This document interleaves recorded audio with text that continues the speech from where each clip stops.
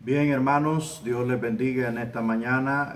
Por favor, eh, preparémonos. Me imagino que tienen sus diapositivas listas. Hoy nos toca ver el capítulo 7 de Teología Sistemática y se llama La expiación, ¿verdad? Hoy vamos a ver algo acerca del tema de la expiación, su importancia y su relación directa con la muerte expiatoria de Cristo en la cruz del Calvario. Para empezar, vamos a poner todo esto en las manos de Dios, a orar para que sea el Señor tomando el control de esta clase en esta mañana. Padre que estás en los cielos, te damos gracias por tu infinito amor y tu infinita misericordia. Gracias, Dios, porque cada día necesitamos de tu favor, cada día necesitamos esa misericordia, Señor, renovada todas las mañanas. Pongo, Padre Santo, en esta mañana esta clase que vamos a impartir hoy. Queremos que la dirección de tu Santo Espíritu pueda conducirnos, Señor, hacia un conocimiento pleno y necesario, ¿verdad? Para poder conocer aún más o poder entender más el misterio de la salvación revelado a todos nosotros. Gracias, Señor, te pido por la vida de los alumnos. Te pido, Señor, que tú les des la sabiduría y el entendimiento y tú les puedas dar, mi Padre, esa comprensión para poder, Dios mío, entender lo que tú quieres mostrar y lo que tú quieres formar en nosotros. Todo esto lo ponemos en tus manos, Señor. Danos la fuerza, la inspiración y la iluminación para poder sostener esto en el nombre de Jesús. Amén. Bien, recuerde que hoy a las 6 de la tarde, de 6 de la tarde a 12 de la noche estará el examen número 1 de Teología Sistemática. A las 6 de la tarde, a partir de las 6 de la tarde y minutos, por supuesto, le va a llegar su correo electrónico, le va a llegar su formulario de examen donde usted lo puede abrir y puede resolver su examen. Recuerde que hay que pensar antes de elegir la opción correcta que usted considere para que pueda responder perfectamente bien, ¿verdad? Entonces, también recordarles a los hermanos que también está la tarea de los nombres de Jesucristo. Está la tarea de los nombres de Jesucristo. Bueno, cuando aparecen estas investigaciones así, por ejemplo, para el mes de octubre hay una tarea, usted la puede ir haciendo en el transcurso del tiempo, ¿verdad? Usted puede ir haciendo su tarea, su investigación y tenerla allí. Y ya cuando se le pide la tarea, usted la puede mandar, ¿verdad? Usted tiene toda la libertad de hacer esa tarea. Son 3 tareas especiales.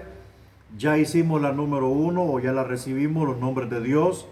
Estoy ya recibiendo ya los nombres de Jesucristo. Y por supuesto, la última sería los nombres del Espíritu Santo. Entonces, con esas 3 tareas investigativas, más 7 resúmenes de las clases que vamos abordando, ¿verdad? El alumno que mande sus 7 resúmenes y luego las 3 tareas va a sumar 10 tareas a lo largo del curso y eso se le va a evaluar para el porcentaje de tareas. Entonces, mis hermanos, hoy toca el capítulo 7, la expiación, un tema muy importante, muy fundamental en torno a el significado, importancia y relevancia de la muerte de Cristo en la cruz del Calvario. A través de este curso, a través de esta doctrina de la expiación, según el curso de Teología Sistemática, veremos que la muerte de Jesús no fue una casualidad, no fue un deporte, no fue un pasar del tiempo, no fue algo meramente emocional, fue algo planeado por Dios. Fue algo planeado por Dios y su propósito era redimir el género humano a través de la muerte de un ser santo como Jesucristo. Bien, Entonces vamos a empezar, tenemos ahí, vamos a empezar, bueno, me voy a pasar al modo de pantalla completa, el que se quiera unir pues se va a ir uniendo. Así es que dice la expiación en el Antiguo Testamento. ¿Por qué vamos a ocupar tiempo? Estoy en la diapositiva 151. Llegaremos hasta la 168 y daremos no una profundización de esto, pero sí algo necesario para comprenderlo. ¿Por qué vamos a ocupar tiempo y espacio en la descripción de los sacrificios del Antiguo Testamento? Pues por la sencilla razón de que en el vocablo sacrificio tenemos la clave del significado de la muerte de Cristo. Muchas teorías modernas se han ofrecido para explicar esa muerte, pero cualquier explicación que excluye el elemento expiatorio es antibíblica, puesto que nada es más señalado en el Nuevo Testamento que el empleo de términos expiatorios para dar a conocer la muerte de Cristo. Es el describible como Cordero de Dios, el describirle como Cordero de Dios, el decir que su sangre nos limpia del pecado y compra la redención, el enseñar que murió por nuestros pecados. Todo esto equivale a decir que la muerte de Jesús era un sacrificio verdadero por el pecado. Bueno, una de las cosas que tenemos que entender en esto de el sacrificio expiatorio es una sencilla y simple razón. Nada podía satisfacer la voluntad de Dios. Ningún sacrificio podía satisfacer la voluntad de Dios. Absolutamente. No había nada ni nadie en el mundo creado por Dios capaz de poder llenar la medida que había causado el pecado. O sea, el pecado había hecho algo tan grande, tan abismal, tan global, que no solamente había afectado lo visible, sino que afectó lo invisible. Tanto así que el alma y el espíritu del hombre fueron tan afectados que estarían condenados a una eterna perdición sin límite de tiempo y sin límite de dolor. Entonces, la medida que había ocupado el daño del pecado o la presencia del pecado en la existencia humana, ameritaba también contrarrestarla con una medida aún más grande que esa. Por supuesto, al mayor mal, mayor medicina. En este caso, no había medicina natural, no había medicina creada por el hombre, no había ningún fármaco, no había ningún antibiótico, no había nada humano que pudiese eliminar el efecto destructivo y condenatorio del pecado. No eliminar el pecado, sino eliminar el efecto, eliminar el resultado final del pecado, que es la condena en el infierno sin límite de tiempo. Entonces, para que esto existiera, Dios, como conoce los tiempos, el futuro de los milenios, el futuro de las edades, es presente en Él. Él lo conoce todo, lo discierne todo, puede discernir y comprender lo que hará una generación en 200,000 años adelante. Él puede comprender y entender el destino de cada ser humano de aquí a 25 generaciones, y Dios lo sabe absolutamente todo. Entonces, como Dios comprende todas estas cosas, vio que era necesario desde el huerto del Edén, desde que Adán y Eva fallaron, vio que era necesaria planear o planificar la redención del género humano del pecado y de sus consecuencias mortales y condenatorias para siempre. Planificar el método o el medio de expiación. Cuando el Señor se encuentra con Adán y Eva y los confronta, ellos estaban vestidos con unas hojas de higuera, creo. Se hicieron vestidos, delantales para cubrirse sus vergüenzas, porque estaban desnudos y sintieron vergüenza. Eso era, por supuesto, el resultado de haber pecado. Entonces Dios los confrontó y les dijo que quienes había enseñado que estaban desnudos, y empezó el relato bíblico, al grado de que Dios no permitió que los métodos o recursos humanos taparan la condición del pecado. Para poder tener una relación con Él, ellos debían de vestirse con la vestidura de Dios.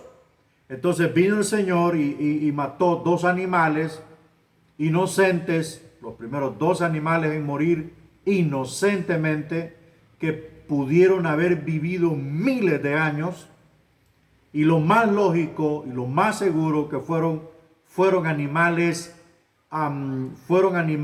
utilizados en el rito de la expiación, tales como un carnero, un cordero, etcétera, etcétera, al grado que el Señor les hizo de la piel de los animales, les hizo vestiduras.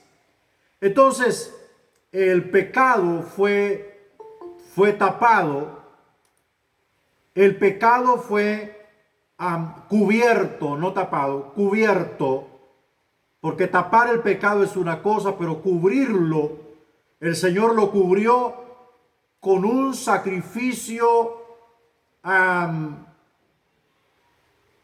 se le llama sacrificio vicario, o sea, un sacrificio sustituto. Un inocente murió por el pecado del hombre. En este caso, aquellos animales que el Señor ocupó la piel de ellos, tuvo que matarlos o sacrificarlos para cubrir la falta que había cometido Adán y Eva, y poder así entrar en una relación con Dios a través de un sacrificio sustituto o representativo, como lo fue la muerte de aquellos animalitos expiatorios que murieron en lugar del hombre. Entonces, la idea o el plan de la expiación nace desde el huerto del Edén, porque mi Dios conoce los tiempos y las edades a tal profundidad que no puede fallar ni un centímetro, ni a derecha ni a izquierda. Todo lo sabe perfectamente cómo ocurrirán las cosas. Entonces, por eso es que vemos acá la necesidad de conocer los sacrificios ritualistas que se hacían en el Antiguo Testamento, cosas que eran figuras de lo que había de venir, y todos estos sacrificios eran una tipología que apuntaba al verdadero y sacrificio magno del gran Cordero de Dios, que moriría en la cruz del Calvario para redimir el género humano. Vamos a ir avanzando con esto. Vamos a la diapositiva 152. Veremos el origen del sacrificio. Perdón, creo que aquí me pasé. Espérenme, hermano. Vamos a salir un poquito de aquí. Aquí está la 152. Ok. Para que usted vaya.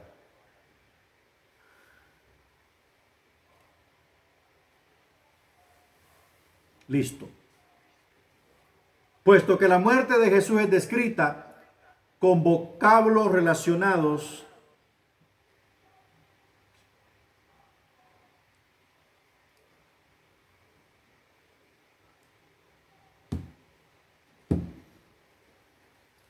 con sacrificios del Antiguo Testamento, un conocimiento de los términos empleados para los sacrificios facilita considerablemente su interpretación. Los sacrificios, además de proporcionar un ritual de adoración para los israelitas, eran señales proféticas, tipos o símbolos que señalaban al sacrificio perfecto. En consecuencia, un entendimiento claro de las señales conducirá a un mejor conocimiento del sacrificio. No solamente fueron estos sacrificios profecías relativas a Cristo, sino que sirvieron también para preparar al pueblo de Dios para una dispensación o era de mayor importancia que comenzaría con la venida de Cristo. Cuando los primeros predicadores del Evangelio declararon que Jesús era el Cordero de Dios, cuya sangre había comprado la redención de los pecados, no tuvieron que definir estos términos a sus oyentes, para quienes estos vocablos eran conocidos familiarmente. Toda esta terminología sacrificial ya era muy conocida en el argot israelita. Todo lo que significa o lo que representa el ritualismo y ceremonial de la ley de Moisés, todo lo que tiene que ver con las ofrendas derramadas en sangre o que producían un derramamiento de sangre, los judíos ya conocían absolutamente todo esto. El mencionar las palabras del profeta Juan Bautista y decir, he aquí el Cordero de Dios que quita el pecado del mundo, eran unas palabras muy conocidas. No resultó nada extraño para los israelitas escuchar estas palabras. Esta temática o este tipo de palabras ya eran conocidos por ellos a través de los tiempos, a través de la historia, a través de los antepasados, a través de cada descendiente. Ya conocían los términos sacrificio, pecado, muerte expiatoria, redención, etcétera, etcétera, purificación, limpieza. Todo esto ya era conocido por los israelitas de aquel tiempo. Juan Bautista marcó la historia con sus palabras. Decir que Jesús era el Cordero de Dios era prácticamente decir, este es el verdadero sacrificio por el cual toda la ley estuvo hablando. Este es el verdadero y único sacrificio. Después de él no habrá otro sacrificio más, ni de bueyes, ni de corderos, ni de carneros, ni de machos cabríos, ni de nada en lo absoluto. El verdadero Cordero de Dios había venido. Y ese era Jesucristo, nuestro Salvador. Vamos a la diapositiva 3.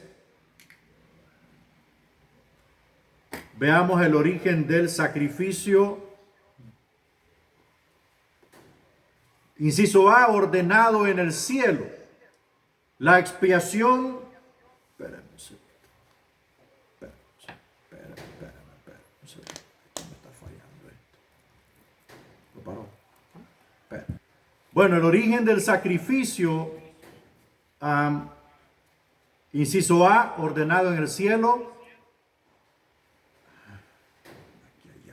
No fue un expediente tardío o pensamiento de último momento de parte de Dios.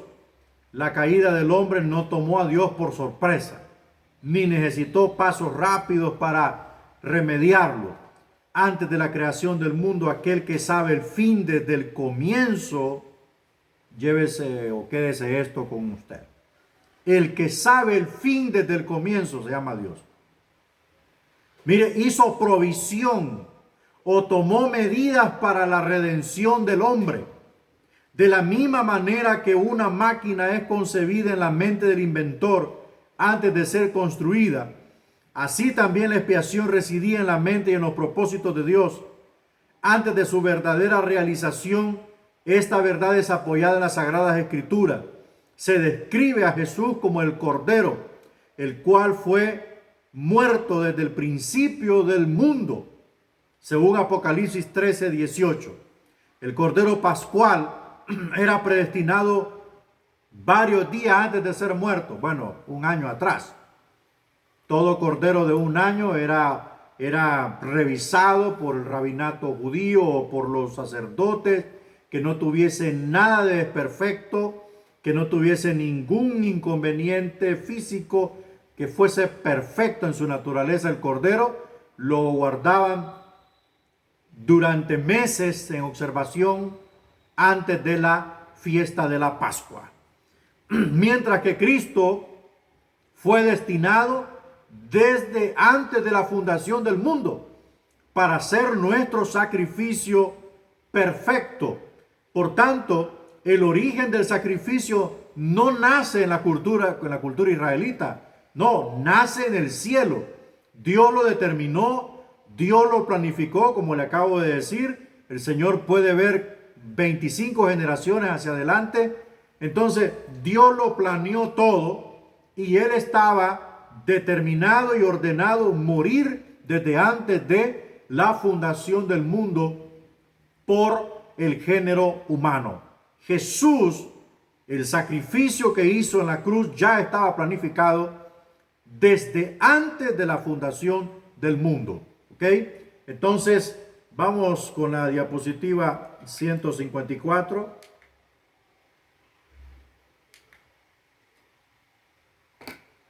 Fue ordenado en el cielo, pero instituido en la tierra, puesto que centenares de años transcurrían antes de la consumación del sacrificio.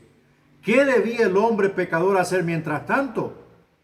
O sea, hay un antes y un después. Hay un mientras llegaba el sacrificio verdadero. Dios conoce los tiempos y las sazones, conoce las dispensaciones. ¿Qué es una dispensación? Una dispensación es el periodo de tiempo donde Dios revela su voluntad progresivamente. Dios revela su voluntad progresivamente en una dispensación. Por eso Jesús no pudo venir en la dispensación de la ley, porque aunque la dispensación de la ley contenía el programa sacrificial de la misma ley, Jesús no podía venir a cumplir ese sacrificio perfecto allí porque no era el tiempo correcto. Jesús vino a morir. Escuche bien lo que le voy a enseñar en esta mañana. Jesús vino a morir a la cruz del Calvario para ponerle fin al periodo de la ley o a la dispensación de la ley e iniciar y dar paso, escuche bien, dar paso a la dispensación de la gracia. Porque ley y gracia no es lo mismo. El programa de Dios con Israel es uno y el programa de Dios con la iglesia es otro. Por tanto, entre la ley y el inicio de la gracia hay un mientras. Y ese mientras es el ministerio de Jesucristo, llamando discípulos, predicando el evangelio, sanando enfermos, liberando cautivos. Pero cuando Él muere y resucita, concluye el periodo de la ley, porque Él es el verdadero Cordero de Dios. Entonces, todos los sacrificios que la ley señalizó o puntualizó se consuman en la muerte del Cordero de Dios inmolado desde antes de la fundación del mundo. Entonces, después lo que viene es el periodo de los discípulos. O sea, hay discípulos y iglesia. Los discípulos le dan paso a la iglesia. Cuando desciende el Espíritu Santo en forma congregacional, automáticamente se inicia el periodo o la dispensación de la gracia. La dispensación de la gracia es un programa de tiempo que el Señor le concede a la iglesia, donde también trajo la revelación nuevo testamentaria, complementando la revelación veterotestamentaria o la del Antiguo Testamento. Por tanto, conocer los programas de la ley, los programas de la iglesia a profundidad o con la suficiente claridad nos ayudará a comprender por qué los sacrificios del Antiguo Testamento eran necesarios para que se cumpliese el verdadero. Por supuesto, mientras Cristo venía, Dios entregó a Moisés una línea sacrificial ritual para que los hombres pudiesen entrar en el orden del sacrificio, entrar en el orden de confesar los pecados, depositar los pecados en una víctima inocente. A eso se le llama transfusión de pecados, donde el pecador ponía su mano sobre la cabeza del corderito y hacía una oración confesatoria donde le decía al animalito: a ti te entrego todos mis pecados cometidos, porque a ti te eligió Dios para que murieses en mi lugar, y lo degollaba. Entonces, el derramamiento de la sangre inocente era una simbología del verdadero derramamiento de la sangre del inocente en la cruz del Calvario, llamado Jesucristo, sangre por la cual el género humano tendría la opción eficaz, única, de poder redimir su pecado y hallar perdón de los pecados. Esa sangre de los animalitos era temporal. Cada año los israelitas tenían que entrar en el año de la expiación. Cada año Levíticos enseña, capítulo 16, claramente todo esto. Cada año entraba el sumo sacerdote al lugar santísimo a arreglar las cuentas con Dios. Pero por eso el libro de Hebreos fue escrito, para complementar y consumar lo que enseñó toda la ley de Moisés en relación a los sacrificios. Vamos avanzando entonces. Ya vimos que fue ordenado en el cielo, instituido en la tierra. ¿Cuál fue el método o el mecanismo para que Dios instituyera la expiación? Lo que Él utilizó fue la ley de Moisés, ¿verdad? A través de la ley todo esto ocurría para esperar el verdadero sacrificio que vendría al mundo, y este era el de Jesús. Vamos a ver la naturaleza del sacrificio. El final del sacrificio explica con toda probabilidad por qué la adoración por medio de los sacrificios ha sido practicada en todas las edades y tierras, aunque desnaturalizado en lo que respecta al patrón original. Los sacrificios paganos se basan en dos ideas fundamentales: adoración y expiación. Mire, repito, aunque desnaturalizado en lo que respecta al patrón original,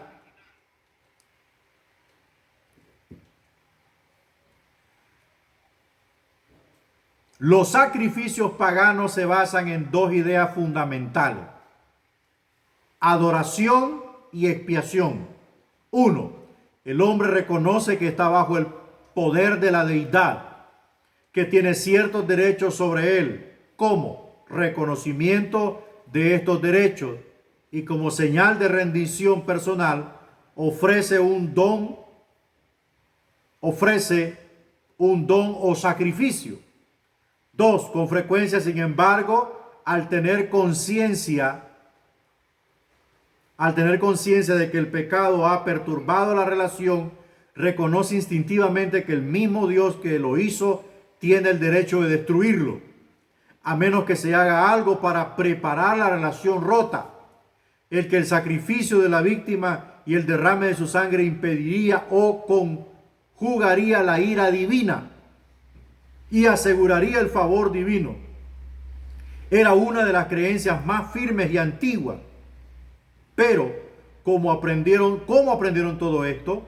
El apóstol Pablo nos dice que hubo una época cuando conocían a Dios, según Romanos 1:21, de la misma manera que el hombre caído lleva las marcas o distintivos de su origen divino, así también los sacrificios paganos llevan marcas o características de una revelación original divina. Bueno, dos elementos que encontramos también en el sacrificio, y esto describen su naturaleza, o sea, cuál es el comportamiento o la razón del sacrificio. Una es adoración y la otra es expiación.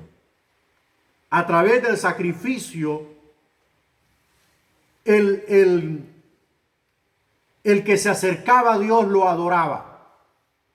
¿Y cómo lo adoraba? Cumpliendo sus expectativas, cumpliendo lo que él demandaba. Dios le entregó instrucciones claras y precisas a Moisés. Estas instrucciones claras y precisas detallaban cómo debían presentar sus sacrificios y en qué condición se debía acercar el adorador. No era así nomás. Entonces todo esto demandaba una sujeción a la deidad, porque Dios lo que quiere es una verdadera adoración.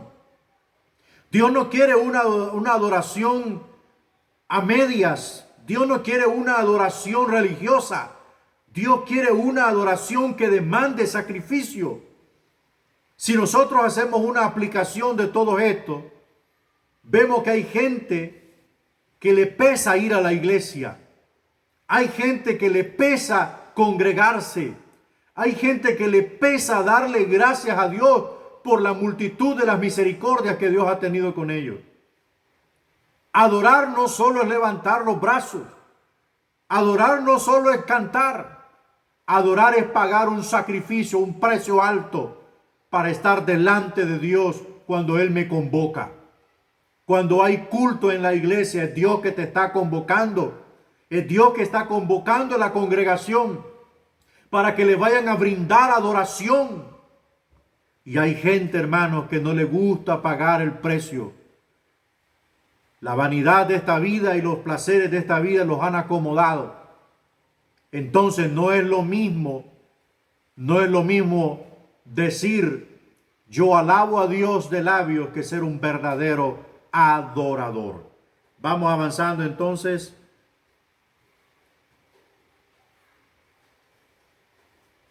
Los sacrificios del Antiguo Testamento eran buenos. Diapositiva 156.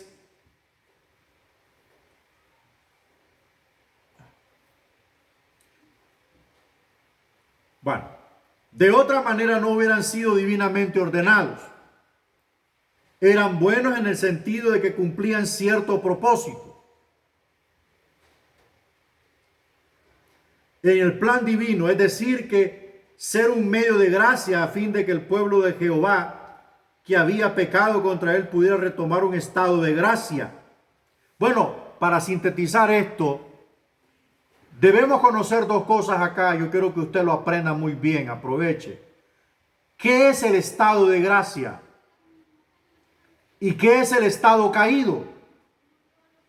El estado de gracia es cuando una persona, en torno a la ley, por supuesto, es cuando una persona cumplía las demandas de Dios en relación a su sacrificio. ¿Por qué era necesario el sacrificio continuo? ¿Por qué era necesaria la ofrenda continua? ¿Por qué era necesaria estar siempre cerca del tabernáculo en adoración? Porque existía el estado caído en pecado. Entonces Dios es un Dios tan precavido que no le daba margen al pecado para que pudiese operar con libertad en el corazón de su pueblo. Por eso, por la existencia de un estado caído, por la existencia de una realidad pecaminosa en el creyente, es que debe de entrar al estado de gracia. Hoy todo es posible gracias al sacrificio perfecto de Jesucristo en la cruz del Calvario. O sea, Jesús no solamente muere por cumplimiento al mandato de Dios, sino que abre el camino. Así como cuando el Señor fue crucificado y en el templo del Señor en Jerusalén, el velo del templo se rasgó desde arriba hacia abajo y se corrió la cortina de par en par, publicando el acceso hacia el lugar santísimo. O sea, todo estaba esquemáticamente bien planificado por parte del Señor. Aún el burrito que lo llevaría a Jerusalén estaba en el plan de Dios. Entonces en esta mañana yo le digo a usted, debemos procurar siempre estar en estado de gracia, cumpliendo la voluntad de Dios, limpiando nuestra conciencia, pidiendo perdón por nuestros pecados, estando en paz con todos en cuanto dependa de vosotros, dijo Pablo. ¿Por qué? Porque si nos descuidamos, podemos caer al estado de pecado, donde Dios no quiere a nadie. Entonces, vamos avanzando, hermanos. Vamos a la 157, la expiación en el Nuevo Testamento. La realidad o verdad de la expiación que fue preordenada o predeterminada. Conozca esta terminología. Preordenado o predeterminado significa que de antemano ya estaba establecido que sucedería en la eternidad, y simbólicamente prefiguraba en el ritual del Antiguo Testamento. Fue históricamente realizada en la crucifixión de Jesús, cuando el propósito redentor de Dios fue consumado. Jesús dijo, consumado es. Los escritores del Evangelio describen los sufrimientos y muerte de Cristo con una minuciosidad que no tiene paralelos en la narrativa de otros acontecimientos de la vida de Cristo. Y al referirse al cumplimiento de las profecías, indican su sentido de la importancia del acontecimiento. Recuerde esto: Jesús vendría a los judíos, a los suyos vino, a los suyos vino y los suyos no le recibieron. Entonces, como la plataforma sacrificial ritualista del derramamiento de sangre en torno a la expiación ya estaba montada en Israel, por eso Cristo vino a Israel a consumar la obra de Dios, a consumarla, y la obra de Dios era restaurar al ser humano caído en pecado. Recuerde, solo el sacrificio de Jesucristo nos limpia de todo pecado. No es nada más en esta tierra, Por eso es que la expiación es una realidad y una verdad en la persona y obra de Cristo en la cruz del Calvario. El corderito, el macho cabrío, el buey, todos los sacrificios relacionados al derramamiento de sangre apuntaban. Unos eran símbolo y otros eran tipo, que toda esta terminología la veremos en la clase de hermenéutica. Vamos a ir avanzando entonces. Vamos hacia la 158.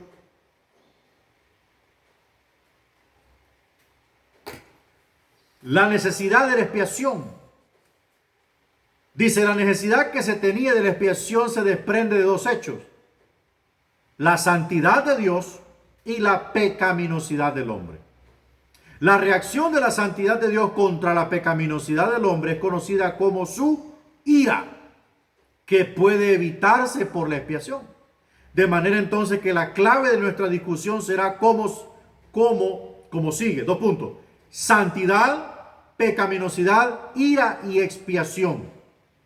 Toda esta conjugación de cosas connotan lo siguiente: Dios y el pecado jamás irán de la mano. Así de simple y así de sencillo. Y de esa madeja puede desprender todo lo que usted quiera dentro de la única plataforma donde Dios demanda santidad, es la iglesia. Fuera de la iglesia, Dios no le exige santidad a nadie, porque primero tienen que venir al conocimiento pleno de Él, tener un encuentro personal con Él para desprender de allí una nueva vida en Cristo. De modo que si alguno está en Cristo, nueva criatura es, y las cosas viejas pasaron, y aquí todas son hechas nuevas. O sea, aquella vida pecaminosa que tenía antes y que ofendía a Dios y que quebrantaba la ley y que lo convertía en convicto de la ley, ahora desde el encuentro personal con el Salvador es una nueva historia que se debe de escribir en las páginas de la santidad a Dios. Ahora, repito lo siguiente: Dios y el pecado jamás caminarán juntos. Por tanto, todo lo que el adorador quiera recibir de Dios tendrá que darle primero adoración y santidad al que es 3 veces santo por toda la eternidad. Y si persiste en pecar, y si persiste en llevar una vida hipócrita delante de Dios, que es un gran creyente en la congregación, pero afuera es un pecador ordinario, entonces ¿qué va a acontecer? Que la reacción de la santidad de Dios, que es su ira, se va a precipitar y lo va a llamar a cuentas muy, muy pronto. Avanzamos entonces, hermanos. Por eso es que hay una necesidad de la expiación. Por eso hay necesidad de decirle todos los días a Dios: perdona mis pecados, perdona mis pecados. Ya Jesús perdonó todos mis pecados en relación que me condenaban al infierno. Pero mientras yo escribo mi nueva historia en Cristo Jesús, también la tendencia de mi carne será inclinada a pecar, y es allí donde yo me tengo que refugiar en el sacrificio de Cristo en la cruz del Calvario continuamente. Vamos avanzando entonces. Vamos a ver la primera: santidad. Dios es santo. En la naturaleza, en lo que a naturaleza respecta, lo cual significa que es justo en carácter y conducta. Repito, es justo en carácter y conducta. No se comporta bien. No se comporta bien cuando le conviene, o se comporta mal cuando no le conviene. No, Dios es justo. Su carácter es único. Su carácter es único. No es que hoy está de buenas y mañana está de malas, no. Es una personalidad única. Es una sola pieza. Gloria a Dios. Bueno, está un poco malo el internet.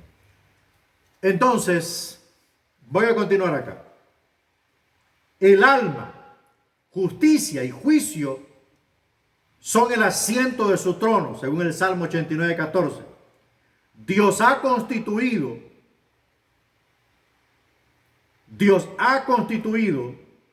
al hombre y al mundo de acuerdo con las leyes definidas. Sus leyes forman el fundamento mismo de la personalidad del hombre, al ser escritas en el corazón o naturaleza del hombre, antes de ser escritas en tablas de piedra.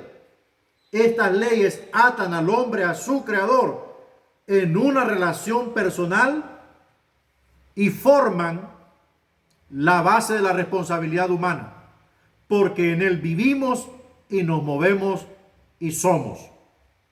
Se dijo de la humanidad en general: el pecado perturba la relación expresada en este versículo. Gloria a Dios. Bueno, la santidad de Dios, para no hacerle tanto enredo, la santidad de Dios es perfecta. Es tan perfecta que nuestra justicia es como paños inmundos delante de Él. La santidad de Dios es tan perfecta que la luz de las estrellas son inmundas ante Él. Entonces, la única manera de poder nosotros entrar en lineamiento con la santidad de Dios es a través del sacrificio expiatorio de Cristo en la cruz del Calvario y todos los elementos que Él pone a disposición, como la justificación y la santificación, para que usted y yo entremos en el mismo molde con Dios. Si usted piensa entrar en el molde con Dios, guardando su pecadillo por ahí, nunca podrá encajar con Dios. Por eso es que en la iglesia, de 100, 20 van para el cielo y los otros 80 están pensando todavía en despojarse de aquellas cosas que le interfieren en su vida espiritual. Sigamos avanzando.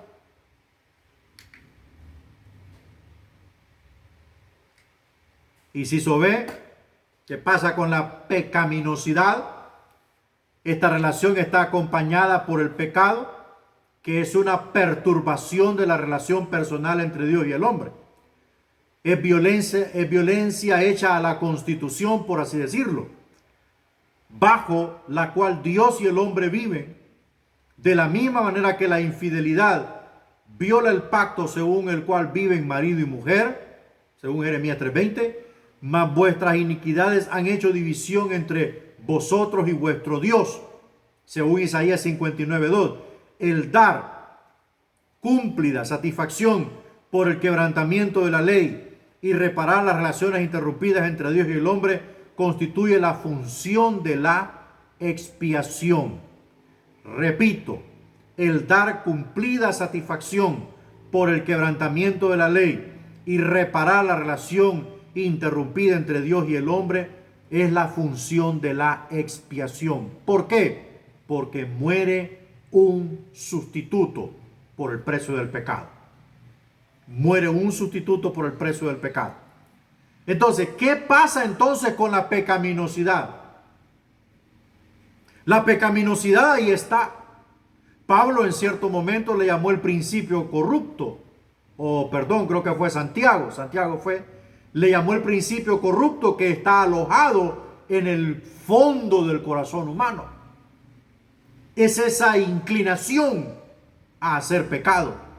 Es esa inclinación a veces seductiva, fuerte, poderosa, que estimula nuestro cuerpo, nuestros miembros, nuestros sentidos sensoriales para cometer el pecado.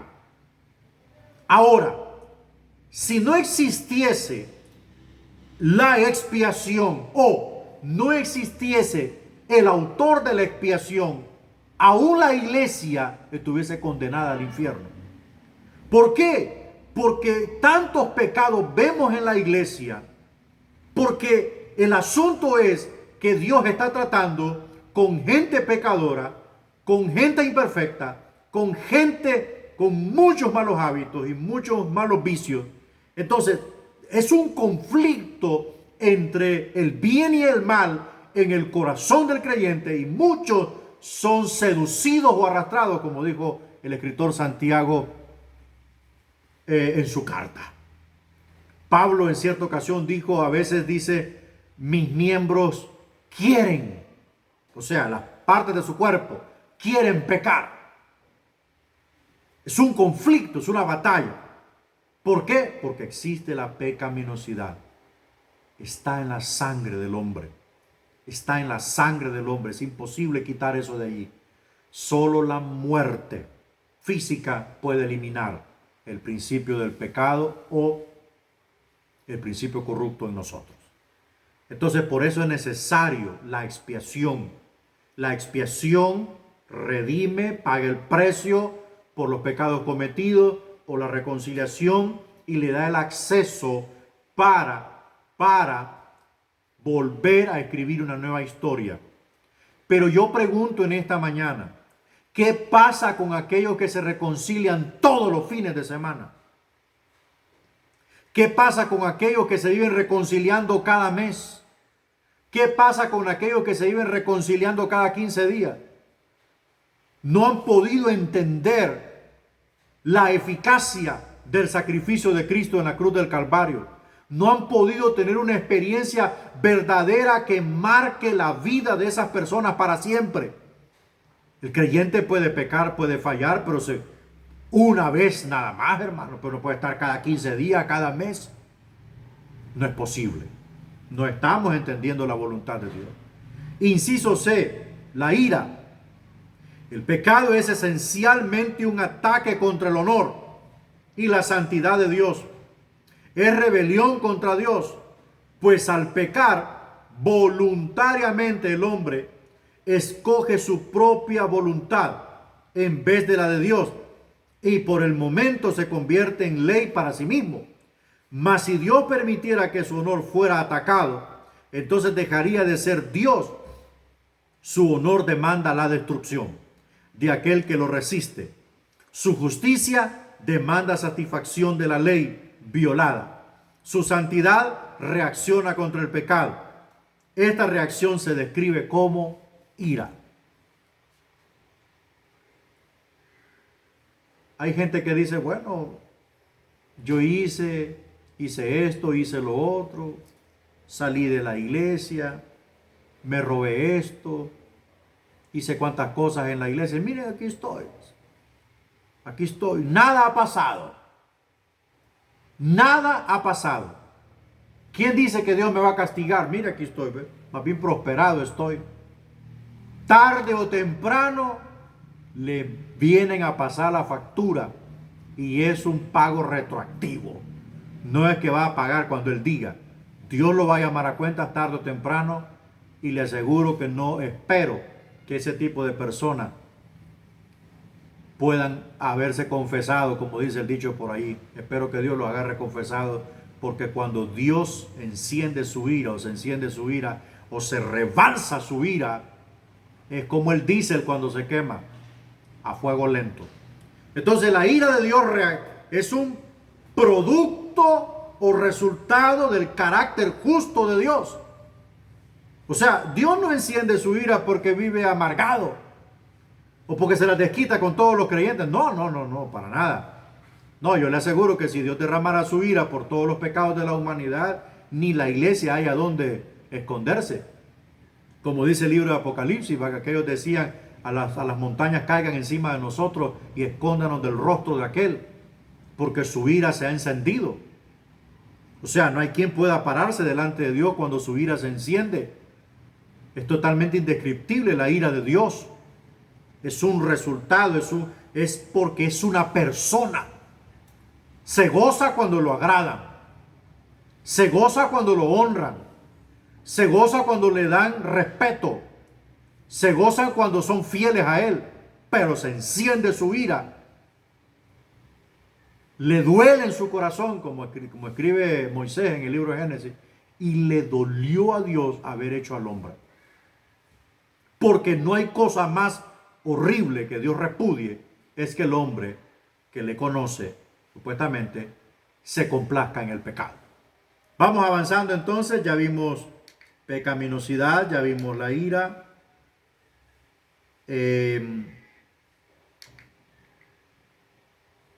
Vamos a ver la expiación. El hombre ha quebrantado las leyes de Dios y ha violado los principios de justicia. Este conocimiento está registrado en la memoria y la conciencia lo registra como culpa.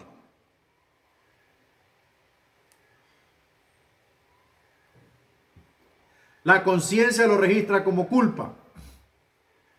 ¿Qué se puede hacer para remediar el pasado, para asegurar el futuro? ¿Existe expiación para la ley violada? Para esta pregunta se han proporcionado 3 respuestas. 1. Algunos mantienen que la expiación ni es posible. La vida es gobernada por una ley inexorable que castiga las violaciones sin remordimiento alguno. Lo que el hombre siembra, eso cosechará y no hay escape.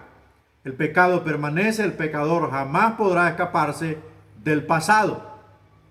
El futuro está hipotecado al pasado, por así decirlo, y no puede ser redimido o rescatado. Bueno, este es un pensamiento. Este es un pensamiento. Por supuesto, la Biblia dice todo lo contrario. La Biblia dice que el que confiesa su pecado alcanzará misericordia. Esto es así. Y la muerte de Jesús en la cruz del Calvario nos abrió la puerta de acceso al trono de Dios. Y no solo eso, sino que nos sujetó a esperanza de una vida eterna, a un futuro perfecto, a una condición o una relación con Dios perfecta. Así de simple.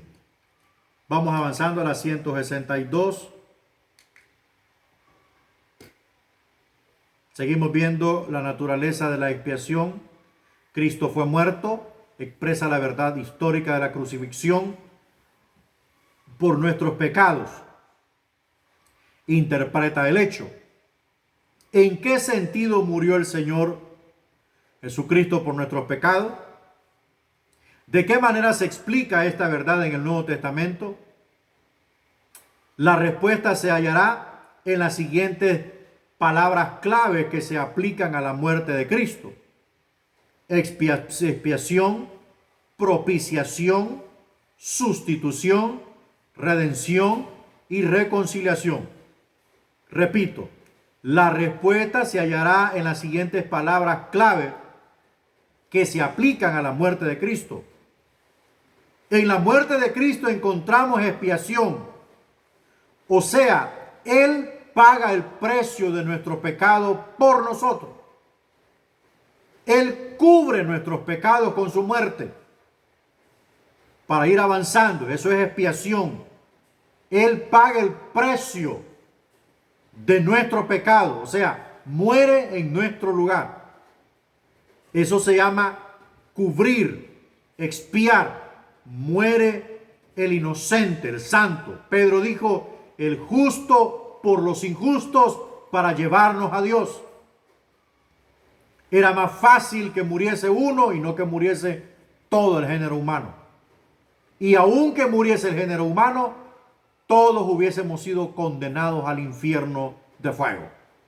Entonces, con la muerte de Jesús, no solo paga la deuda de mi pecado y su pecado, sino que nos abre un camino hacia la eternidad en la presencia de Dios en paz y armonía.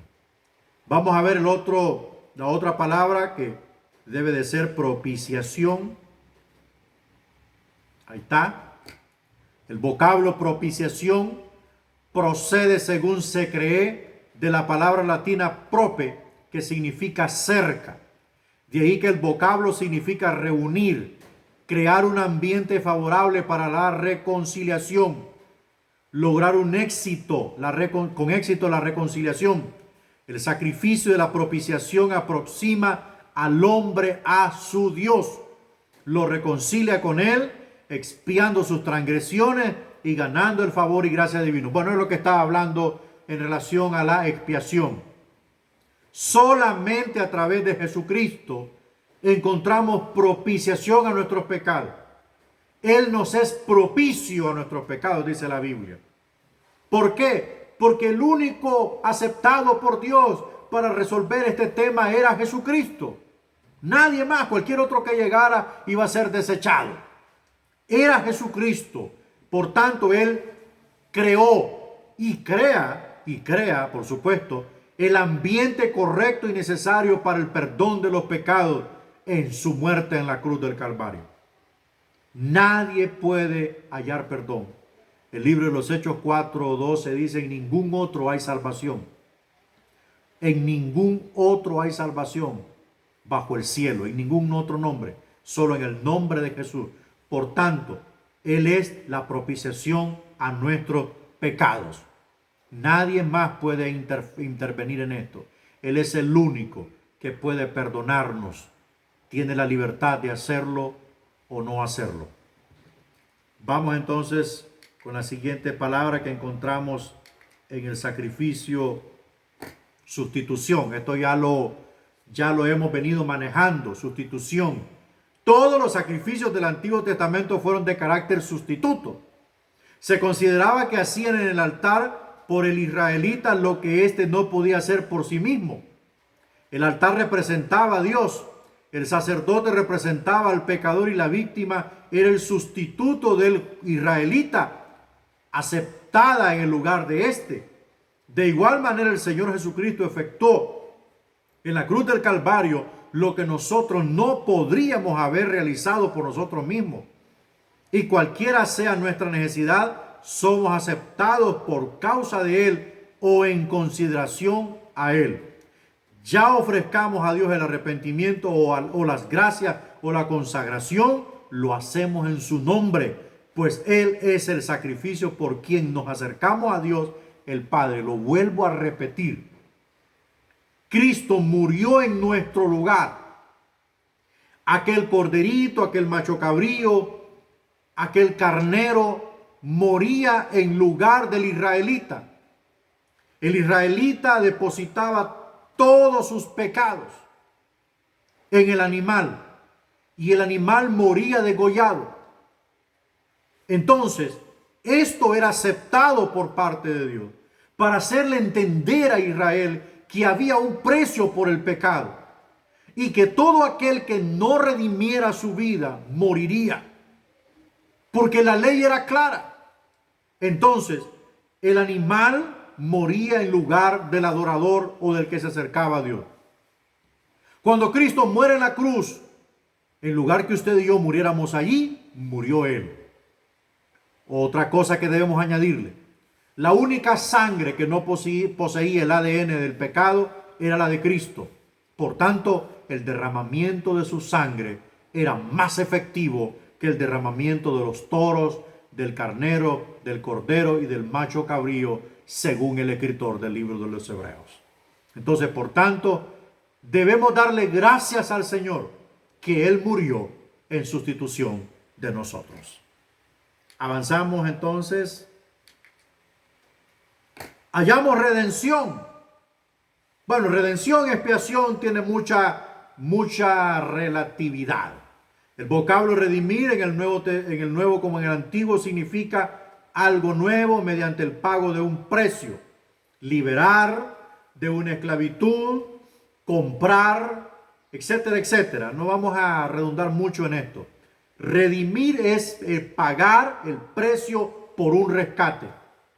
Cuando en la antigua ley del jubileo, la ley del jubileo, había otra ley también en la cultura, en la ley de Moisés.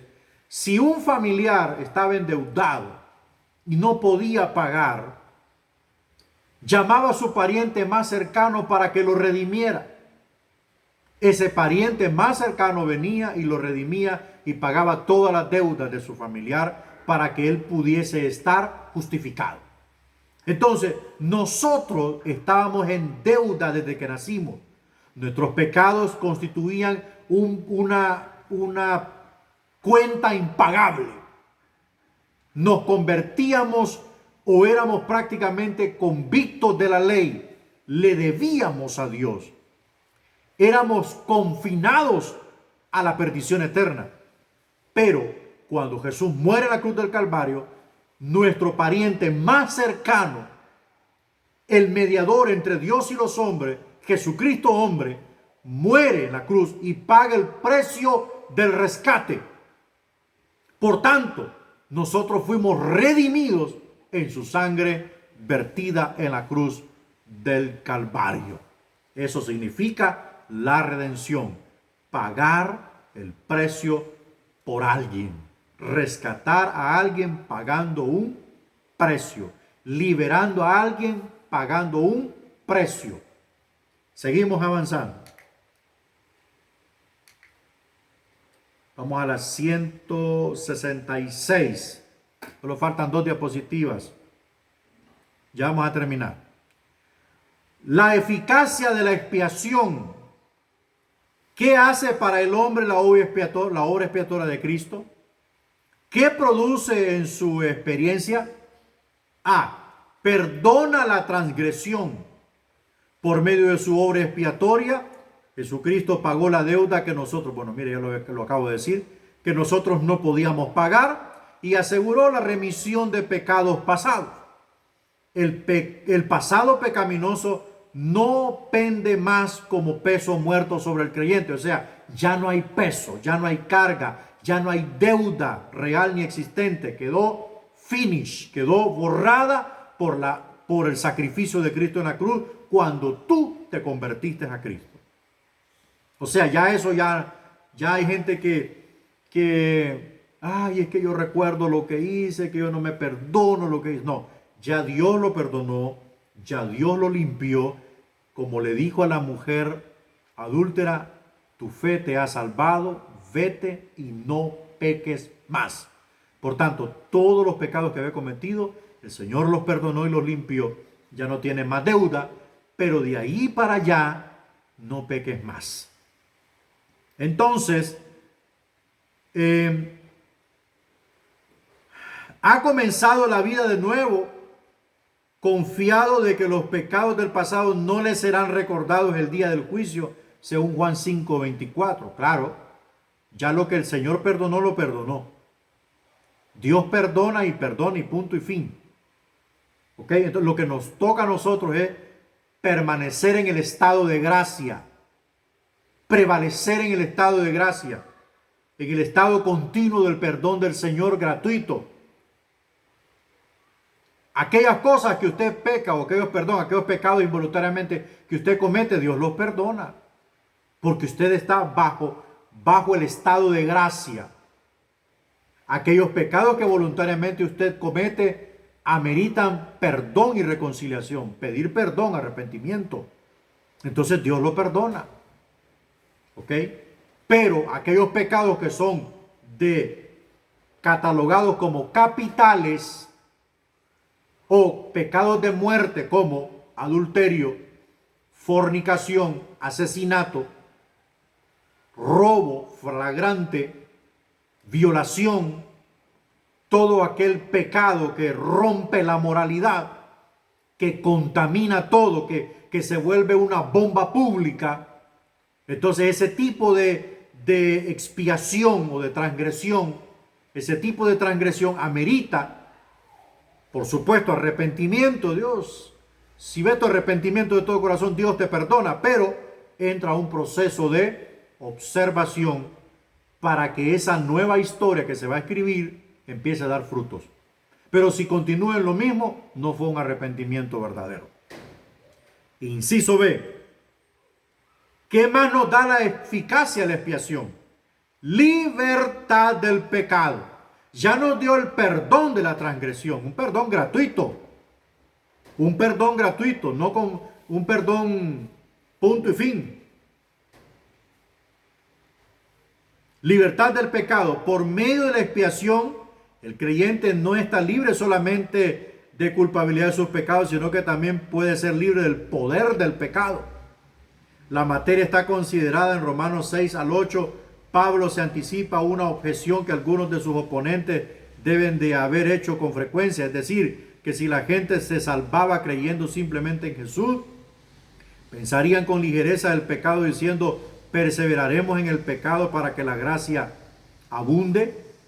Pablo repudia aún el pensamiento y señala que aquel que cree realmente en Cristo se ha separado decididamente en virtud de su fe del pecado. Una separación tan decisiva que se puede describir de muerte. La fe viva en el Salvador crucificado da como resultado la crucifixión de la antigua naturaleza pecaminosa. ¿Qué es entonces la libertad del pecado? El pecado ejerce una influencia sobre el ser humano. Quiero ser claro en esto. El pecado ejerce una influencia. Si usted le da libertad, él lo controla. Pero, ¿qué es aquello que a usted le da el poder para decir no? Es la presencia del Espíritu Santo en su vida. Esa presencia le da la facultad para decir no al deseo del pecado. Si el Espíritu Santo no estuviera ahí, entonces el hombre sería siempre un cautivo de los deseos del pecado. Lo que queremos decir con esto es que Jesús hace una obra única y total en la cruz. Pero el hombre siempre sigue siendo un pecador. Ahora, cuando se encuentra con Cristo y se convierte a Él, es un pecador arrepentido. Ojo con esto. Es un pecador arrepentido que le entregó su voluntad, su señorío al Cristo resucitado. Desde ese momento no quiere decir que usted nunca más va a volver a pecar. No quiere decir que nunca más tendrá pecado en su ser. No, simple y sencillamente que cuando el pecado lo tiente o cuando el pecado lo quiera seducir a violar la ley de Dios, esa obra, ese señorío, esa voluntad que usted entregó al Señor le ayudará para decir no. Y por supuesto esto resulta en la libertad del poder del pecado. Cristo nos ha hecho libres del poder del pecado. Gloria a Dios. Su poder, su obra poderosa en la cruz, nos da la facultad de decirle al pecado, basta, no, detente, no lo haré. Y le voy a poner un ejemplo. Le voy a poner un ejemplo. Llega Satanás. No llega Satanás. Vamos a dejar a Satanás fuera aquí del camino. La joven en la iglesia es una joven adoradora, vocalista del ministerio, una jovencita entregada, doncella, apartada para Dios, esperando la voluntad de Dios para casarse y honrar al Señor. No llegar en fornicación al altar, sino que llegar en santidad, en su lugar, en su puesto, ¿verdad? De integridad. Pero se le acerca a un joven y el joven la enamora y el joven le promete el cielo, le promete la tierra, le promete todo como le prometió el diablo a Cristo. Pero lo que el joven quiere es la prueba de amor. Entonces, allí es donde, escuche bien, allí es donde se demuestra si eres libre del poder del pecado. Ahí es donde el enemigo quiere activar el pecado y consumarlo. Entonces la joven que ha sido marcada por Jesucristo le dice, no, prueba de amor no hay.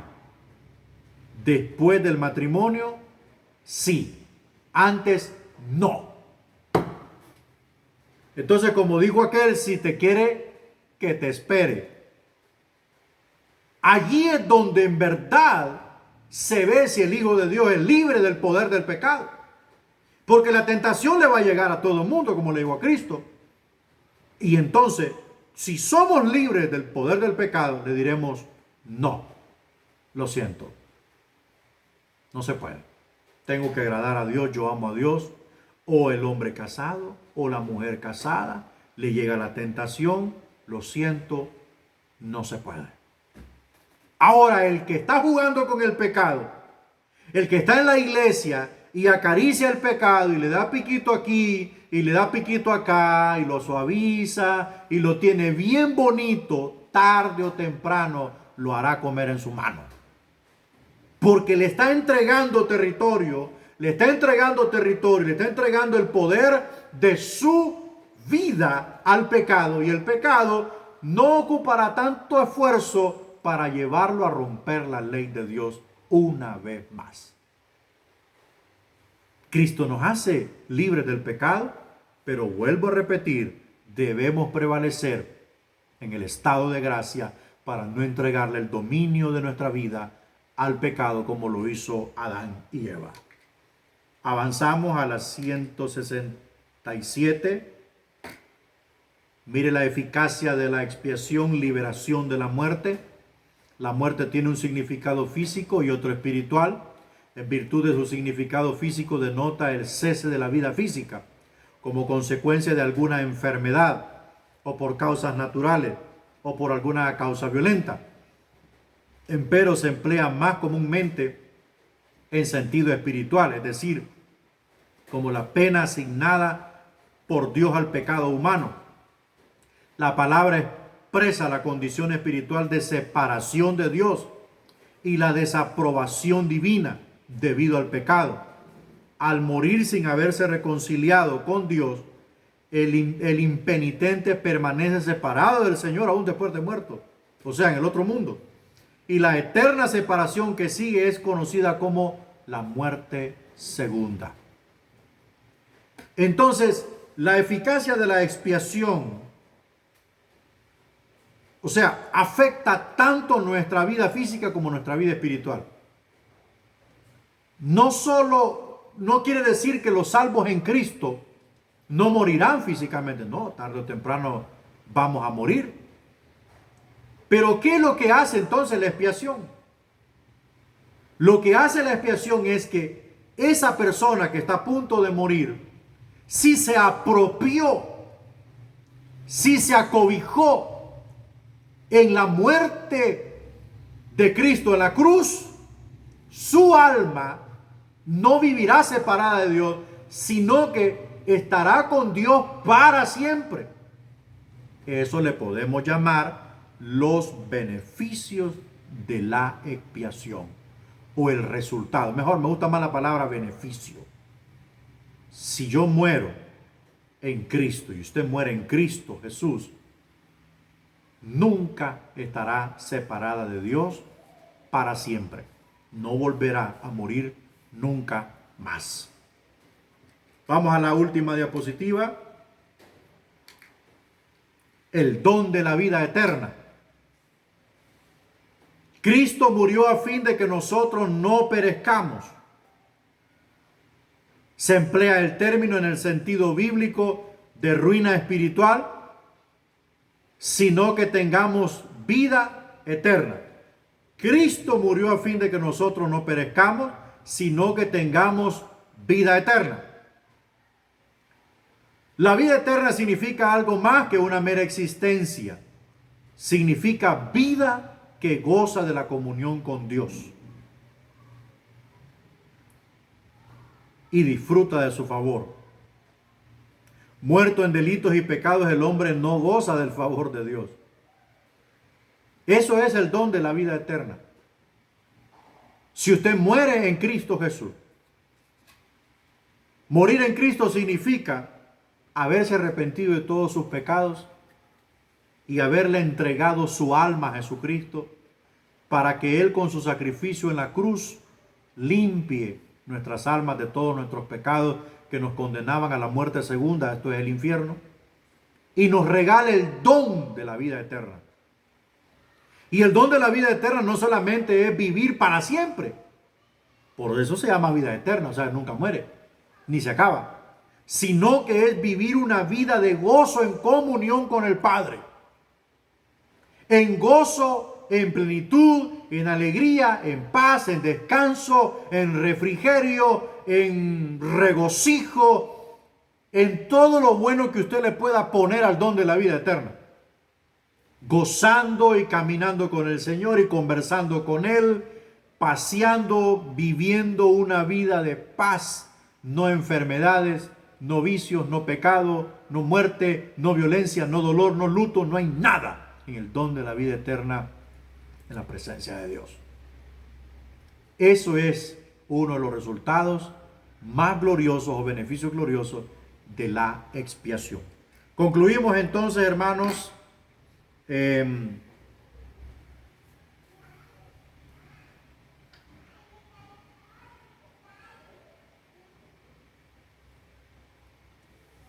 todavía no.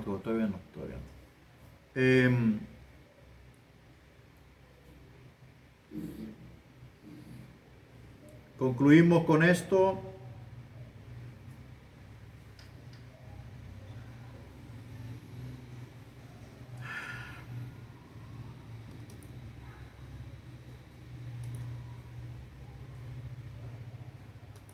Bien, si hay alguna pregunta que usted tenga o quiera formular.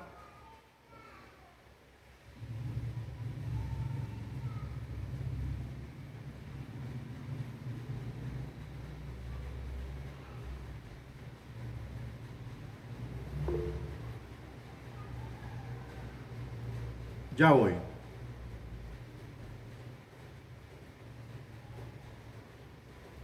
Ya se la voy a contestar.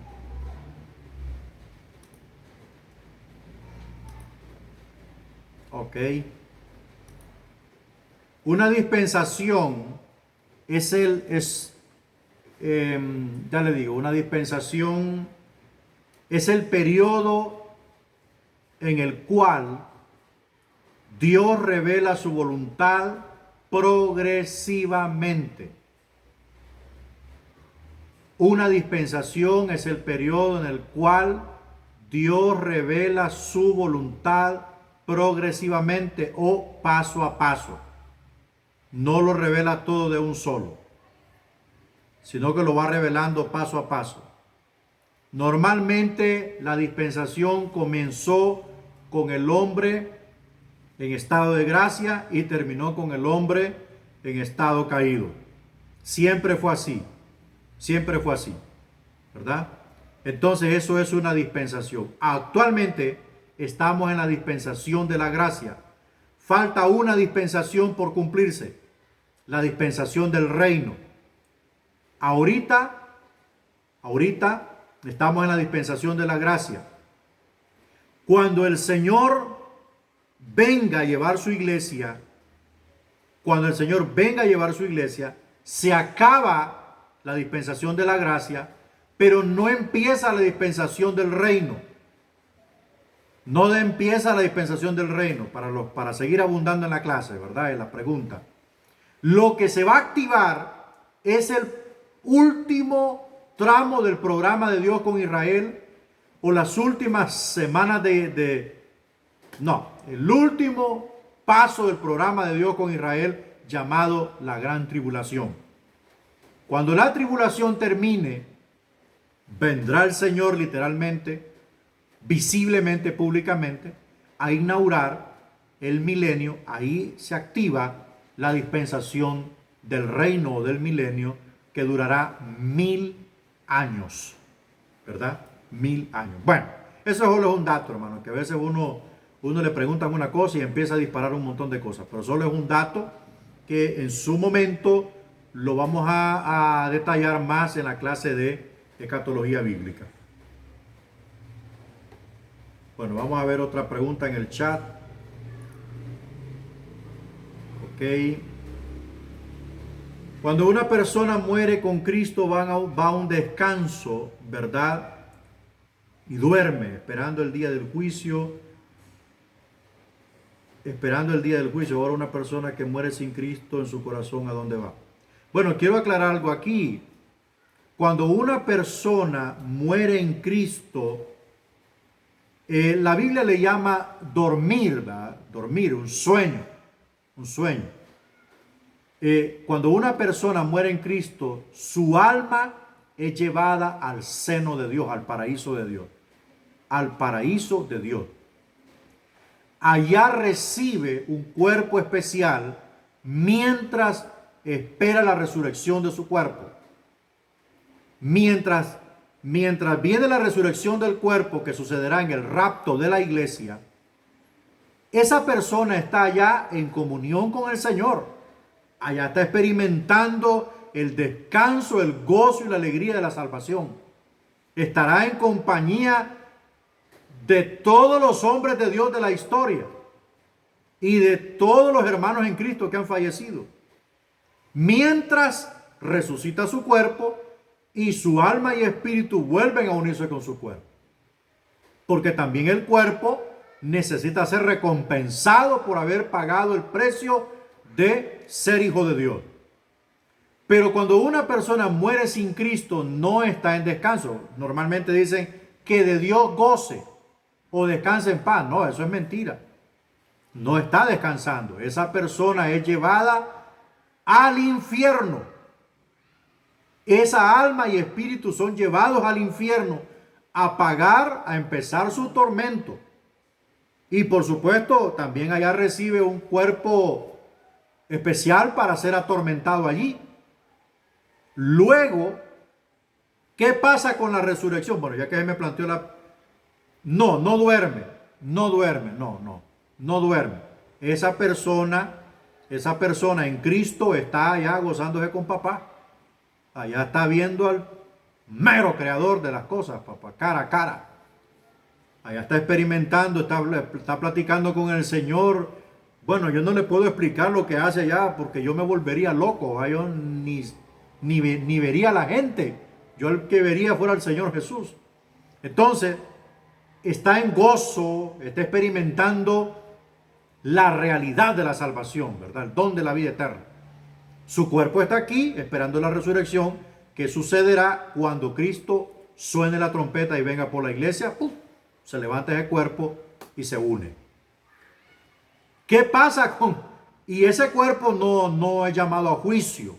No, esa alma en Cristo no es llamado a juicio. Esa alma será llamada a una escena en el cielo llamada el tribunal de Cristo. Ya voy. Será llevada al tribunal de Cristo, donde le van a dar su recompensa por todo el trabajo que hizo por el Señor en la tierra. Y por supuesto van a juzgar su obra. Pues, o sea, el Señor no entiende de paracaidismo ni de regalías. ¿Va? El Señor va a juzgar la obra. Si amerita recompensa, se la va a dar. Y si no, lo siento. Si usted lo hizo para los hombres, perdió la recompensa. Pero ¿qué pasa con el que muere sin Dios? Resucita a juicio. A ese le va a ir mal. si se tarda unos 60 años en el infierno, de aquí que sea llamado a juicio, si se tarda 60 años en el infierno, lo van a llamar ante el trono blanco, donde le van a dictar sentencia de muerte eterna por toditos los pecados que cometió y que no se arrepintió. Por eso era necesaria la expiación. Bueno, espero le ayude esa respuesta, que en escatología la vamos a aclarar bien. Entonces, desde que muere va a estar con el Señor disfrutando. Correcto, hermana. Desde que muere, no es que queda un estado ahí en un, como dicen los católicos, en un limbo. No. Acuérdese de lo que el Señor habló con el rico y Lázaro, vaya.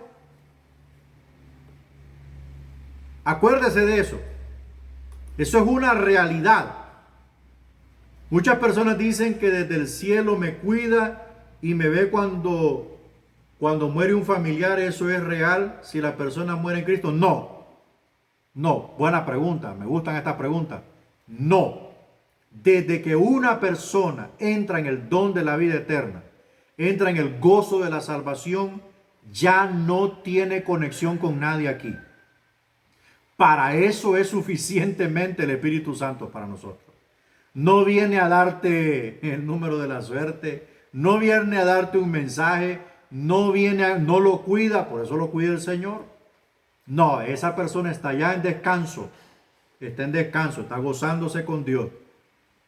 Estoy convencido de que tiene conciencia de lo que dejó, porque Dios no le lava el cerebro a nadie, solo que en estado perfecto. Y para explicarle el estado perfecto, creo que tenemos que esperar un poquito más, ¿verdad? Entonces, excelentes preguntas. Por eso hay que permanecer en el estado de gracia. Por si la muerte se atraviesa en nuestro camino, nuestra vida está asegurada con Cristo, ¿verdad? Por eso hay que estar bien seguros, mis hermanos. Bien seguros. Pablo dijo, el que está firme, mire y no caiga. Hay que estar agarrados del Señor en todo tiempo y en todo momento, porque si se atraviesa el COVID, pues nos vamos con el Señor, pero que el Señor lo reprenda, porque yo tengo mucho que hacer en esta tierra. Yo tengo mucho que hacer. De aquí a 90 años podemos hablar de este tema. Gloria a Dios. Gracias por acordarme. Todos los alumnos, y lo voy a mandar en un comunicado, todos los alumnos del IBS virtual, el domingo siguiente, que sería, ¿qué domingo es el que sigue allí? Vamos a ver, sería el domingo 6 de septiembre. Domingo 6 de septiembre, ayúdenme a pasar las voces ahí, gente, porfa. Que hay unos alumnos, hermanos, que ni tirándoles una bomba, hermanos, los hago que se reporten en el grupo de WhatsApp.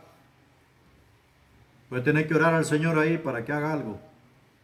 Todos los alumnos del IBS virtual, el domingo a las 2 de la tarde, domingo 6 de septiembre a las 2 de la tarde, por favor, deje un espacio en su agenda.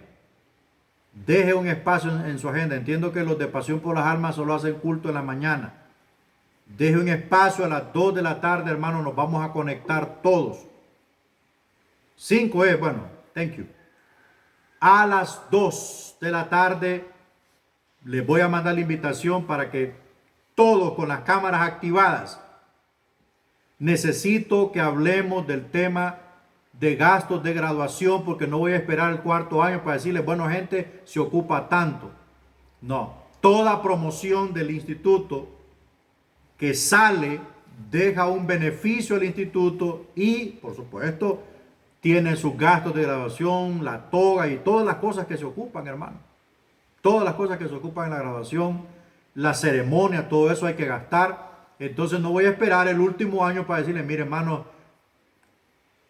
se necesita esto. Los alumnos de cuarto año que tengo ahorita están gastando 3.000 empiras.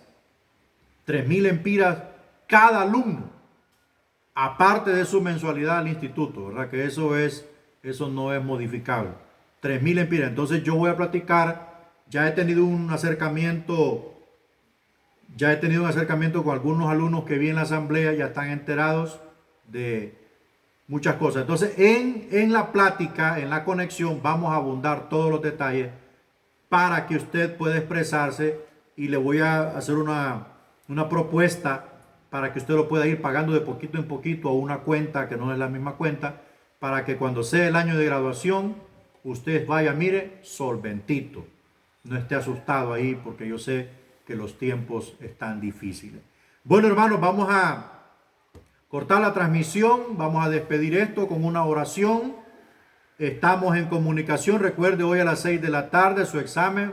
Póngase pilas, actívese, ¿verdad? No desmaye, no se deje ganar la batalla por el diablo. Reprenda todo espíritu de ansiedad, reprenda todo espíritu de desánimo. A veces los alumnos, hermanos, se como que se encierran en una burbuja, tantos afanes, tantas cosas que estamos luchando. Pero como dijo el apóstol hace rato, los pastores tenemos más clavos que una ferretería y siempre estamos al frente de la batalla, sin desmayar. Vamos a orar. Padre, te damos las gracias en esta mañana. Señor, bendigo tu nombre.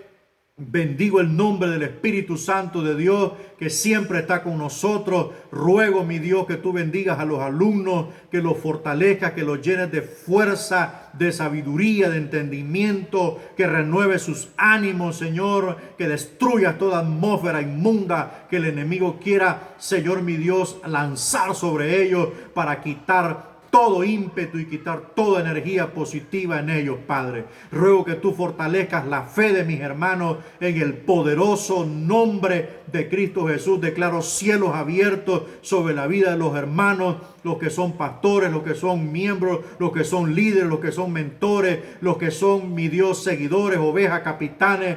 Todos aquellos que predican el nombre de Jesucristo. Declaro, mi Dios, los cielos abiertos, que el Espíritu Santo de Dios pueda hacer obras maravillosas a través de sus manos y poder alcanzar las almas a través de sus labios con esa palabra que sale de su boca. Padre, lo declaro en el nombre de Cristo Jesús, que tu gracia esté con nosotros en este día. Gracias, papá. Amén y amén. En el nombre de Jesús, Dios me los bendiga.